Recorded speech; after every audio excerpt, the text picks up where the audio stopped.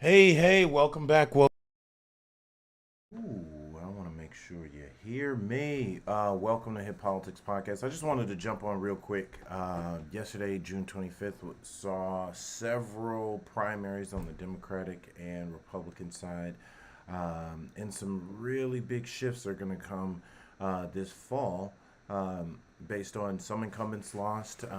Trump's record of endorsed candidates, I think, is kind of in shambles right now.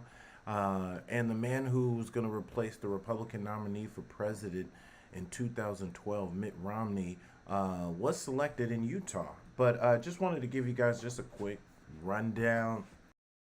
This is Mr. Cameron Cow from here Politics. Just to give you a quick rundown and four quick top takeaways and know about the June 25th primary elections in Utah, Colorado, and first, in New York, Congressman Jamal Bowman from the area of New York, which includes a little bit of Westchester, up in the Bronx, New York 16, lost in what is considered to be quite possibly the most expensive congressional primary race ever. There was more than $14 million poured into TV ads from outside groups. Some of those groups aligned with his opponent, who is going to be now the Democratic nominee, George Latimer. He was the Westchester County executive. It was a pretty loud.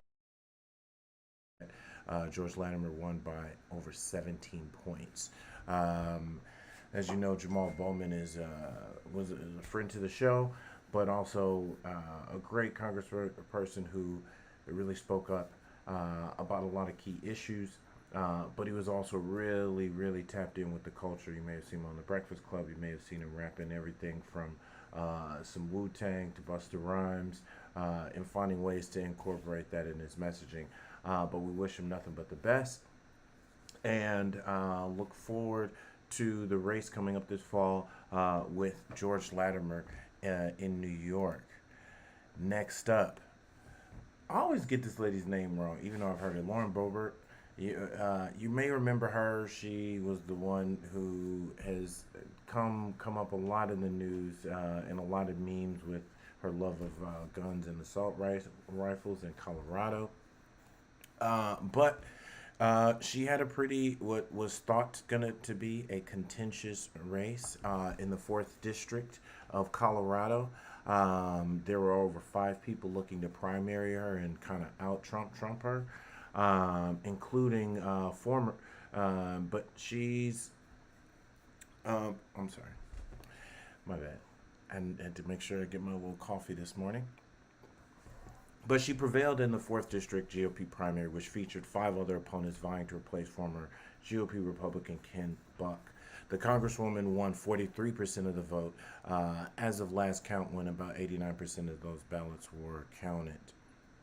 But she was the reason why she had an advantage. She had a really big war chest. She was really the only one running TV ads, along with a really targeted digital campaign as well.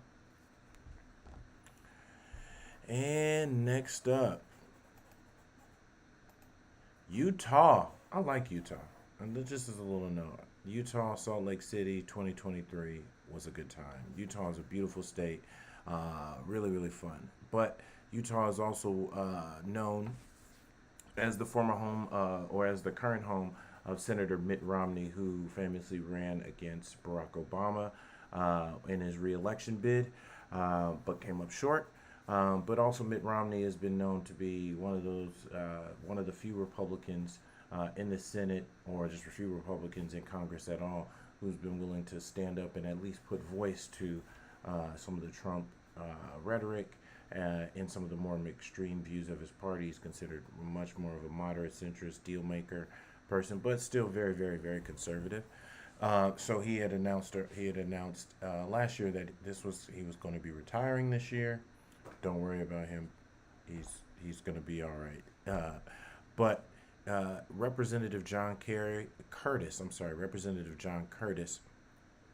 won the Utah Senate GOP primary, uh, and he's most likely going to be the candidate that will succeed because that'll be a pretty uphill battle for Democrats in the state of Utah. But he won by almost 52% of the vote, so it was really good. But the note here is that he went up against Mayor Trent Staggs, who was a local mayor in Utah, but who is election denier. Is claimed the 2020 election that the results are wrong. He's a January 6th supporter, and more importantly, he was heavily endorsed by Donald Trump. But as we get into this last part, you'll realize I don't know what that Trump endorsement is worth anymore. Trump endorsement record got dinged. He had a couple win, but most of them lost some of the luster. Pastor Mark Burns lost in South Carolina GOP primary in the 3rd District to Sherry Briggs, who was backed by the South Carolina current governor Henry McMaster. Trump backed Dave Williams, the head of the Colorado Republican Party, lost in the 5th District to Jeff Crank, who is a former talk show radio host. But he can still, Trump, I will say, he did endorse Lauren Boebert in the Republican state, and as well as Gabe Evans in Colorado. So but I would say his record of like, hey, if Trump backs me, I'm gonna win this primary and I'm gonna win the election. We've been seeing dinks and chinks in that armor over the last couple of cycles. That Donald Trump's endorsement may not be all it's cracked up to be. So you'll see a lot of folks on the right or in the Republican Party flocking to that to get his endorsement, but you're seeing less and less of that because his track record, at best, is spotty, at worst, is in shambles. But in that, I just wanted to make sure, just hop on here real quick and make sure you guys got a little bit of an update of what's been going on. Yesterday was a really important primary season election. You're going to see more and more. So thank you, and we're out. Peace.